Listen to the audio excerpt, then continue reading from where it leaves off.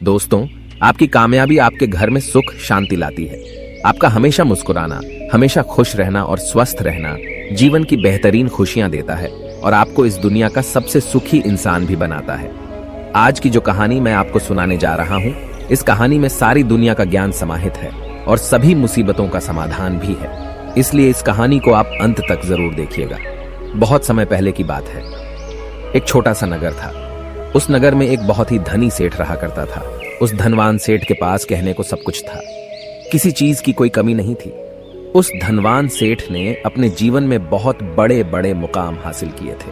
उसने अपने जीवन में कई सफलताएं प्राप्त की थी। वह जिस नगर में भी व्यापार करने जाता, वहां पर भी उसे सफलता मिलना निश्चित था। वह अपने जीवन में कभी भी हारा नहीं था। उसका व्यापार भी खूब जोरों शोरों से चल रहा था। उसके पिताजी ने उसे ऐसी 4 बातें बता रखी थीं, जिसका वह नियमित पालन किया करता था और उन्हीं बातों का अनुसरण किया करता था। और उन्हीं बातों की वजह से उसका जीवन बड़ा ही सुखमय था। वह जीवन के हर क्षेत्र में सफल था। ऐसे ही काफी समय बीत गया और अब वो धनवान सेठ काफी बूढ़ा हो चुका था।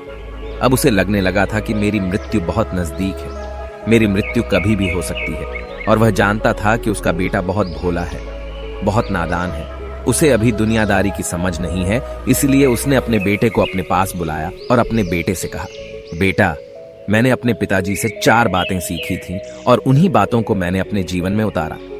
उन्हीं के अनुसरण की वजह से आज मैं अपने जीवन में इतना सफल हूँ, अपना जीवन सुखमय पूर्वक बिता रहा हूँ। उन्हीं बातों की वजह से आज मैं इतना सुखी हूँ, संतुष्ट हूँ और इतना धनवान हूँ। ना ही कभी मुझे कोई बीमारी हुई और ना ही मुझे कभी कोई धन की कमी हुई। और तुम देख ही पा रहे हो कि मैं इस नगर का सर्वश्रेष्ठ धनवान हूं। लेकिन आज मेरे पास जो कुछ भी है, मैं उससे संतुष्ट हूं, मैं खुश हूं। लेकिन मैं चाहता हूं कि तुम मुझसे भी आगे बढ़ो। तुम और नाम कमाओ, तुम और धन कमाओ, लोग तुम्हारे बारे में जाने, तुम्हें पहचाने, क्योंकि हमारा समय कुछ और था और तुम्हारा आने वाला समय कुछ और ही है। उस धनवान सेठ ने अपने बेटे को अपने और करीब बुलाया और उससे कहने लगा, बेटा, आज मैं तुमको दुनिया की ऐसी 4 महत्वपूर्ण बातें बताने जा रहा हूं जो मुझे मेरे पिताजी ने बताई थी और इसी के कारण आज मैं इतना सफल हूं।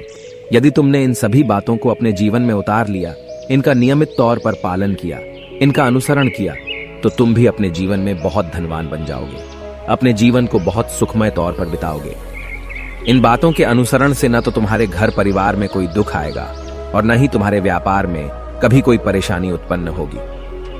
इतना कहकर धनवान सेठ अपने बेटे को 4 बातें बताना शुरू करता है। वह कहता है, बेटा, सबसे पहली बात है काम पर छांव में जाना और छांव में आना। दूसरी बात, अपने घर के चारों तरफ चमड़े की बाड़ रखना। तीसरी बात, हमेशा खाने को मीठा करके खाना। और चौथी बात, अपनी पत्नी को हमेशा बांध कर रखना। इतना कहकर वह धनवान सेठ अब निश्चिंत हो चुका था। वह यह जानता था कि उसका बेटा बहुत भोला है। वह अपने पिता की बात अवश्य मानेगा और इन सभी 4 बातों को अपने जीवन में उतारेगा और इनका अनुसरण भी करेगा। देखते देखते कुछ महीने बीत गए और फिर एक दिन धनवान सेठ मृत्यु को प्राप्त हो गया। अपने पिता की मृत्यु के बाद उस धनवान सेठ के बेटे ने उन सभी 4 बातों को एक कागज पर लिख लिया ताकि वह उन्हें भूल न जाए और उन्हीं बातों को वह अपने जीवन में उतारने लगा। उन 4 बातों का अनुसरण करने लगा। सबसे पहली बात जो उसके पिता ने उससे कही थी, छांव में जाना और छांव में आना, तो उसने अपने घर से लेकर अपनी दुकान तक पूरे रास्ते पर एक टेंट लगवा दिया, क्योंकि उसके पास पैसा तो बहुत था और उसे कोई रोकने वाला भी नहीं था। जब भी कोई उससे पूछता कि आखिर तुमने ऐसा क्यों किया, तो वह उसके जवाब में बस इतना ही कहता कि मेरे पिताजी ने मुझसे ऐसा ही करने को कहा है। इसके बाद उसने अपने पिता की अगली बात का अनुसरण किया। उसने अपने घर के दोनों तरफ चमड़े की एक दीवार खड़ी करवा दी। इसे देखकर आसपास के लोग बहुत क्रोधित हो गए। वे लोग उससे झगड़ा करने पर भी उतर आए। कई लोगों ने तो यह तक कह डाला कि आखिर तुमने ऐसा क्यों किया, चमड़े की बाड़ तुमने क्यों खड़ी करवा दी? चमड़े से बहुत बदबू आती है और इससे हमें तकलीफ होती है, इसे आज ही निकलवा दो। लेकिन कोई उसका कुछ भी ना बिगाड़ सका, क्योंकि उसके पास बहुत पैसा था। इसलिए कोई भी व्यक्ति उसका ज्यादा समय तक विरोध न कर सका और उसने भी मन बना लिया था कि वह अपने पिता की सभी बातों को पूरे दिल से मानेगा। उसके पिता ने उसे तीसरी बात कही थी, खाने को मीठा करके खाना। जिस कारण वह अपनी पत्नी से हर रोज खाने में कुछ मीठा ही बनवाता था। कभी सेवियां, कभी खीर, कभी हलवा तो कभी मिठाइयां। हमेशा यही सब खाता रहता। और उसके पिता ने उसे चौथी बात कही थी, अपनी पत्नी को हमेशा बांध कर रखना, जिस कारण वह हर रोज अपनी पत्नी को रस्सी से बांध कर रखता था। ऐसे ही कई दिन बीत गए और देखते ही देखते अब वह सेठ के बेटे का जीवन धीरे धीरे बर्बाद होने लगा था, क्योंकि उसने अपने पिता की सभी बातों का गलत मतलब निकाला था और वह उसी के अनुसार उनका पालन कर रहा था। देखते देखते उसका उतना बड़ा व्यापार अब ठप होने लगा था। उसके यहां पर ग्राहकों की संख्या कम होने लगी थी, क्योंकि जब उसका मन करता तब वह दुकान जाया करता और जब उसका मन करता तो वह दुकान से वापस घर लौट आता। उसका अपने पिताजी के इस कारोबार में मन नहीं लगता था। इस कारण उसके सारे ग्राहक अब उससे नाराज होने लगे थे। उसके सारे ग्राहक अब एक एक करके उस दुकान को छोड़ते चले जा रहे थे। इसी कारण उसका पूरा व्यापार अब ठप हो चुका था। जिस व्यापार को खड़ा करने में उसके पिताजी ने खून पसीना एक कर दिया था, उस व्यापार को उसने कुछ ही महीनों में पूरी तरह से बर्बाद कर दिया था। अब उसका धंधा बहुत कम हो चुका था, जिस कारण वह बहुत परेशान रहता था।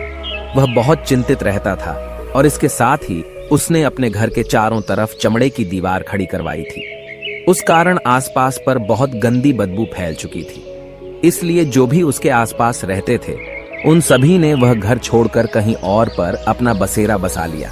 चमड़े की बदबू के कारण अब उसके घर में भी कोई नहीं आता था। यहां तक कि उसके मित्र और रिश्तेदार भी उस घर में आने से कतराते थे। लेकिन अब भी उसे समझ नहीं आ रहा था कि आखिर ये सब हो क्यों रहा है।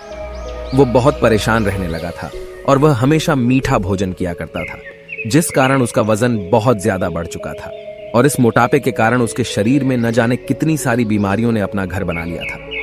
आए दिन उसके घर पर वेद आने लगे थे। इन्हीं कारणों से अब उसका पैसा भी इन चीजों में बर्बाद होने लगा था और अपने पिता की चौथी बात उसने मानी थी। वह थी अपनी पत्नी को बांध कर रखता, जिसकी वजह से उसकी पत्नी उससे नाराज हो गई और वह घर छोड़कर अपने मायके लौट गई। उसने अपनी पत्नी को मनाने की कोशिश की, तरह तरह के उपाय किए, लेकिन उसकी पत्नी नहीं मानी। और वैसे भी कोई भी स्त्री ऐसे मर्द के साथ क्यों रहना चाहेगी जो उसे बेवजह ही बेबात पर बांध कर रखता हो। देखते देखते अब वह सेठ के बेटे का पूरा जीवन बर्बाद हो चुका था। न तो अब उसके पास व्यापार बचा था, न ही धन, न ही उसकी पत्नी, और न ही वह रिश्तेदार जो पैसों के लिए उसके आसपास घूमा करते थे। और तो और अब उसका स्वास्थ्य भी ठीक नहीं रहता था, जिस कारण वह बहुत चिंतित रहने लगा था, बहुत परेशान रहने लगा था। उसे यह सब समझ ही नहीं आ रहा था क्या हो रहा है और क्यों हो रहा है। इन सभी बातों को लेकर तो बहुत परेशान रहता और वह मन ही मन अपने पिताजी को कोसा करता, कहता, पिताजी आपने तो मेरा पूरा जीवन बर्बाद कर दिया। आपकी उन 4 बातों के कारण आज मुझसे मेरा सब कुछ छिन चुका है। न तो मेरे पास व्यापार रहा, न ही धन दौलत, न ही वह रिश्तेदार, न ही मेरी पत्नी, और यहां तक कि मेरे स्वास्थ्य ने भी मेरा साथ छोड़ दिया है। आप ही के कारण आज मेरा पूरा जीवन बर्बाद हो चुका है। यदि मैंने आपकी वह 4 बातें न मानी होती, यदि मैंने उन्हें अपने जीवन में न उतारा होता, तो आज मैं एक सुखमय जीवन जी रहा होता। आपकी इन 4 बातों पर चलकर मुझे क्या मिला? मैंने एक आज्ञाकारी बेटे की तरह आपकी सारी बातें भली भांति मानी, उन पर यकीन किया, उनका अनुसरण किया। लेकिन मैं ही मूर्ख था जो मैंने आपकी उन बातों पर आंख बंद करके यकीन कर लिया। इतना कहकर वह फूट फूट कर रोने लगा। तभी उसे एक दिन पता चला कि उसके पास के नगर में एक साधु आए हुए हैं और वह साधु सभी की समस्याओं का हल बताते हैं। चाहे कैसी भी समस्या हो, वह उसका निवारण अवश्य करते हैं। यह सुनकर उसने सोचा कि चलो एक बार मिलकर देखता हूं, हो सकता है कि मेरी भी समस्या का समाधान मुझे मिल जाए। इस आशा के साथ वह उन साधु के पास पहुंचा। वहां पहुंचकर सीधा उनके चरणों में जा गिरा और जोर जोर से रोने लगा। वह कहने लगा, हे गुरुवर, अब आप ही मुझे बचा सकते हैं। मेरे पिताजी ने तो मेरा पूरा जीवन बर्बाद करके रख दिया। आज मेरी जो भी स्थिति है वह सब मेरे पिताजी के कारण ही है। मेरे पिताजी ने मुझे जैसा कहा मैंने वैसा ही किया। हमेशा एक अच्छे बेटे की तरह उनकी सारी बातें मानी, अपने सारे फर्ज निभाए, और देखिए मेरे पिताजी ने मेरे साथ क्या किया। मरते मरते भी वह मुझे गलत बात सिखा गए और उसका खामियाजा मुझे आज भुगतना पड़ रहा है, क्योंकि मैंने उनकी सभी बातों को अपने जीवन में उतारा, उनका अनुसरण किया, और देखिए आज मेरे साथ क्या हो गया।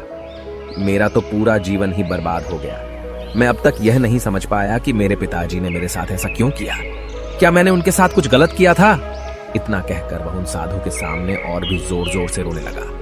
तभी वह साधु महाराज उस सेठ के बेटे से कहते हैं, बेटा चुप हो जाओ, पहले मुझे अपनी सारी बात तो बताओ। आखिर तुम्हारे साथ क्या हुआ है?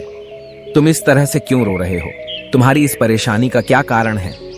उन साधु के इतना कहने पर उस सेठ के बेटे ने पर्ची उन साधु के हाथ में रख दी, जो उसने अपने पिता की मृत्यु के बाद लिख रखी थी, जिसमें उसने अपने पिता की चारों बातें लिखी थी। उन साधु ने पर्ची ली और उसे पढ़ने लगे, और उन्होंने जैसे ही वह पढ़ा, वह जोर जोर से हंसने लगे, और वह उस सेठ के बेटे से कहते हैं, तुम कितने बड़े मूर्ख हो। तुम्हारे पिता ने तो तुम्हें दुनिया का सारा ज्ञान दे दिया, लेकिन तुम उसे समझ नहीं पाए। तुम उसका सही तरह से पालन नहीं कर पाए और कहते हो कि तुम्हारे पिता ने तुम्हें गलत राह दिखाई है, तुमने गलत संदेश दिया है। तुम्हारे पिताजी तो तुम्हारी परीक्षा ले रहे थे कि तुम उनकी बातों को समझ पाते हो या नहीं, तुम उनकी बातों का सही मतलब निकाल पाते हो या नहीं। यदि वह चाहते तो इसका मतलब तुम्हें अच्छी तरह से बता सकते थे, लेकिन वह चाहते थे कि तुम इन बातों का मतलब खुद से जानो, खुद से समझो कि इन बातों का क्या अर्थ है। लेकिन अब तो ऐसा प्रतीत होता है कि मानो तुम्हारी बुद्धि बिल्कुल भ्रष्ट हो चुकी है। तुमसे बड़ा मूर्ख मैंने आज तक नहीं देखा, जिसके पास दुनिया का इतना, और वैसे भी इसमें समझने लायक है क्या? उन्होंने तो सब कुछ साफ साफ ही बताया था, और मैंने उन्हें अपने जीवन में उसी तरह से उतार लिया। तो फिर मैंने गलत क्या किया है? इस पर गुरुवर एक बार फिर मुस्कुराने लगे और उस सेठ के बेटे से कहते हैं, बेटा ये जो बातें लिखी गई हैं, इन बातों के पीछे एक गहरा अर्थ है जिसे तुम समझ नहीं पाए। इसी कारणवश तुमने यह मूर्खता कर दी, और इसी कारणवश तुमने अपना पूरा जीवन बर्बाद कर लिया। लेकिन अब भी कुछ नहीं बिगड़ा, अब भी तुम्हारे पास बहुत समय है। यदि तुम चाहो तो अब से मेहनत करके भी तुम अपने जीवन में एक बार फिर से वह खुशहाली व समृद्धि सब कुछ हासिल कर सकते हो। इस पर वह सेठ का बेटा कहता है, ठीक है, कृपया करके मुझे उन चारों बातों का मतलब समझाइए। आखिर उन चार बातों का क्या अर्थ है? इस पर साधु सेठ के बेटे को कहते हैं, तुम्हारे पिताजी ने तुमसे कहा था काम पर छांव में जाना और छांव में आना। इसका मतलब यह है सूर्य निकलने से पहले ही तुम दुकान पर पहुंच जाना और सूर्यास्त होने के बाद ही तुम वापस घर आना, जिससे तुम्हें दुकान पर अधिक से गलत मतलब निकाला, और इसी कारणवश आज मैं पूरी तरह से बर्बाद हो चुका हूं। मैं ही सबसे बड़ा मूर्ख था। मेरे पिताजी ने तो मुझे इतना महत्वपूर्ण ज्ञान दिया था, लेकिन मैं उस हीरे को पत्थर समझ बैठा। आगे वह सेठ का बेटा उन गुरुवर से कहता है कि गुरुवर दूसरी बात क्या है, उसका अर्थ क्या है। आगे गुरुवर दूसरी बात का अर्थ समझाते हुए कहते हैं, चमड़े की बाड़ करवाना। इसका अर्थ यह है कि तुम अपने घर में कुत्ता या बिल्ली पालना। जब तुम अपने घर में कुत्ता बिल्ली पाल लोगे तो यह तुम्हारे घर की चारों ओर से रक्षा करेगा, जिससे तुम्हारी धन दौलत पूरी तरह से सुरक्षित रहेगी और तुम बेफिक्र होकर दुकान पर मन लगा सकोगे, बेफिक्र होकर दुकान के कामों को समझ सकोगे और तरक्की कर पाओगे। और तो और तुम्हारे मन में कभी यह भी डर नहीं होगा कि कहीं कोई चोर आकर मेरी संपत्ति न चुरा ले। चमड़े की बाड़ करवाने का असली मतलब यह है, लेकिन तुमने तो चमड़े की बाड़ करवाने का मतलब कुछ और ही निकाल दिया। तुमने तो अपने घर की 2 दीवारों को ही चमड़े से पूरी तरह से भरवा दिया, जिस कारण आसपास गंदी बदबू फैल गई। तुम्हारे आसपास के पड़ोसी भी अपना घर छोड़कर कहीं और चले गए, यहां तक कि तुम्हारे मित्र, तुम्हारे सगे संबंधी भी उस बदबू के कारण तुम्हारे घर पर आने से कतराने लगे। और अब हालत यह हो चुकी है कि ना तो तुम्हारे घर पर कोई आता है और न ही कोई जाता है, और इसी कारणवश लोग तुम्हें नापसंद करने लगे, और तुम्हारी बर्बादी का यह भी कारण है। आगे सेठ का बेटा कहता है, हे गुरुवर, यह सब तो ठीक है, लेकिन यह खाने को मीठा करके खाना, इसका क्या? मैंने इसका भी अर्थ गलत निकाला है क्या? मैंने तो अपने पिता की बातों के कहे अनुसार ही हर रोज मीठा खाया, और आज देखिए मेरा शरीर कितना वजनदार हो चुका है, जिस कारण मुझे अनेक प्रकार की बीमारियों ने घेर रखा है। क्या मैं इस बात को भी गलत समझ रहा था? इस पर वह साधु उस सेठ के बेटे से कहते हैं, हाँ, तुमने इस बात का भी गलत मतलब ही निकाला है। मीठा करके खाने का अर्थ यह है कि जब भी तुम्हें भूख तेजी से लगे तभी तुम्हें भोजन करना है, न उसके पहले और न उसके बाद। अन्यथा यदि तुम्हें भूख न लगी होगी और तुम्हें भोजन मिल जाए तो तुम उस भोजन की कभी कदर नहीं करोगे। वह रोटी तुम्हें कभी मीठी नहीं लगेगी, फिर चाहे वह भोजन कितना भी स्वादिष्ट क्यों न हो, चाहे भोजन कितना भी लाजवाब क्यों न हो, तुम उसकी कदर कभी नहीं कर पाओगे, तुम उसका सम्मान कभी नहीं कर पाओगे। किंतु जब एक व्यक्ति को जोरों की भूख लगी होती है तो उसके सामने यदि तुम सूखी रोटी भी रख दो तो भी वह उसके लिए किसी पंचमेल से कम नहीं है। वह उसे प्रेम पूर्वक खाता है, उसका आदर करता है, उसका सम्मान करता है और वह रोटी उसे मीठी लगती है। इसीलिए तुम्हारे पिताजी ने यह कहा था कि भोजन मीठा करके खाना, जिससे तुम्हारा स्वास्थ्य भी अच्छा रहेगा। क्योंकि जब एक व्यक्ति को भूख लगी होती है और उस समय पर जब वह भोजन करता है तो वह उसके लिए एक अमृत समान होता है, और वहीं पर जब किसी व्यक्ति को भूख न लगी हो और ऐसे समय पर वह भोजन करता है तो वह उसके लिए विष समान है। वह उसे बहुत नुकसान पहुंचा सकता है। लेकिन तुमने तो इसका भी गलत मतलब निकाला था। तुम हर रोज मीठा खाने लगे, जिस कारण तुम्हारा वजन बढ़ने लगा, और इसी कारणवश तुम्हारे शरीर में अनेक रोग ने अपना घर बना लिया और यह तुम्हें मृत्यु के करीब ले जा रहा था। इसलिए आज से जब भी तुम्हें जोरों की भूख लगे तभी भोजन करना तुम्हारे लिए अत्यधिक फायदेमंद होगा और तुम्हारे शरीर को हमेशा निरोगी बनाने में तुम्हारी मदद करेगा। और जब भी तब भोजन की आवश्यकता न हो, तुम्हें भूख न लगी हो, ऐसे समय पर भोजन कभी ना करना। यह तुम्हारे लिए बहुत नुकसानदायक साबित होगा। और यही तुम्हारी तीसरी गलती थी, जिस कारण तुम्हारा पूरा जीवन बर्बाद हो रहा था। आगे सेठ का बेटा कहता है, चौथी बात तो बिल्कुल साफ लिखी गई है, अपनी पत्नी को हमेशा बांध कर रखना। तो इसका अर्थ भी कुछ और है। क्या मैंने इसका भी गलत मतलब निकाला है? इस पर साधु कहते हैं, हाँ बेटा, अपनी पत्नी को बांध कर रखने का अर्थ यह नहीं है कि तुम रोज रस्सी से बांध कर रखो, बल्कि इसका अर्थ तो यह है कि जब भी तुम दोनों के बीच में कोई आपसी मतभेद हो जाए, कुछ नोक झोंक हो जाए, तो तुम अपनी पत्नी पर हाथ मत छोड़ना। जब तक एक स्त्री का पति उसके साथ रिश्ते में बंधा होता है तो वह अपने रिश्तों में बंध जाती है और वह अपने रिश्ते को पूर्ण तरीके से निभाने का हर मुमकिन प्रयास करती है। और ऐसे समय पर यदि तुम्हारे बीच कुछ नोक झोंक हो जाए, कुछ गलतियां हो जाए, और ऐसे समय पर तुम उस स्त्री का हाथ नहीं छोड़ते, तो वह तुम्हें छोड़कर कभी नहीं जाएगी। लेकिन इसका अर्थ यह भी नहीं है कि तुम अपनी पत्नी पर अत्याचार करो, बल्कि तुम्हारे पिताजी यहाँ पर कहना चाहते थे कि जो भी कोई व्यक्ति तुम्हारे साथ किसी रिश्ते में जुड़ा हुआ है, उसे अपने रिश्ते में इस तरीके से बांध लो कि वह तुम्हारे साथ झगड़े और नोक झोंक के बाद भी नुकसान न पहुंचा सके, वह तुम्हारे साथ कुछ गलत न कर सके और तुम्हारा फायदा न उठा सके। अपने रिश्तों को हमेशा बांध कर रखना, उन्हें खुला मत छोड़ना, अन्यथा वह तुम्हारे हाथ से फिसल जाएंगे। और हम में से अधिकांश लोग अपने जीवन में यही गलतियां करते हैं और अपने नए रिश्तों को कभी समय नहीं देते, जिस कारण उनका रिश्ता उतना मजबूत नहीं हो पाता और इसी कारणवश वह अपने रिश्ते से हाथ धो बैठते हैं। और यही गलती तुमने भी की। तुमने तो अपनी पत्नी को बांध कर रखा था, तो भला वह तुम्हें कैसे माफ कर सकती है? और यही कारण है कि वह तुम्हें छोड़कर चली गई। तुमने जो अपनी पत्नी के साथ किया वह माफी के लायक नहीं है, लेकिन तुम्हें अपनी पत्नी से माफी मांगनी चाहिए, क्योंकि तुमने गलत किया है। इसलिए जाओ और अपनी पत्नी से माफी मांगो, उसे वापस घर लाओ। और यही वह 4 बातें थीं जो तुम्हें तुम्हारे पिता ने समझाने का प्रयास किया था, लेकिन तुमने इन सभी बातों का गलत मतलब निकाला और इसी कारणवश तुम पूरी तरह से बर्बाद हो गए। किंतु अभी भी तुम्हारे पास बहुत समय है। यदि तुम इन सभी बातों का सही से अनुसरण करते हो तो तुम अपने जीवन में एक बार फिर से वह सब कुछ हासिल कर सकते हो जो तुमने खोया है। ये सारी बातें हमारे जीवन की पूरी परेशानियों का समाधान है। तुम किसी भी तरह से इनको देख सकते हो। यदि तुम कामयाब होना चाहते हो तो तुम्हें मेहनत करनी ही होगी। सूर्य निकलने से पहले तुम्हें अपने घर से निकलना होगा और हमेशा सूर्य के ढलने के बाद ही तुम्हें घर वापस लौटना होगा, ताकि धन दौलत को कोई तुमसे छीन न ले।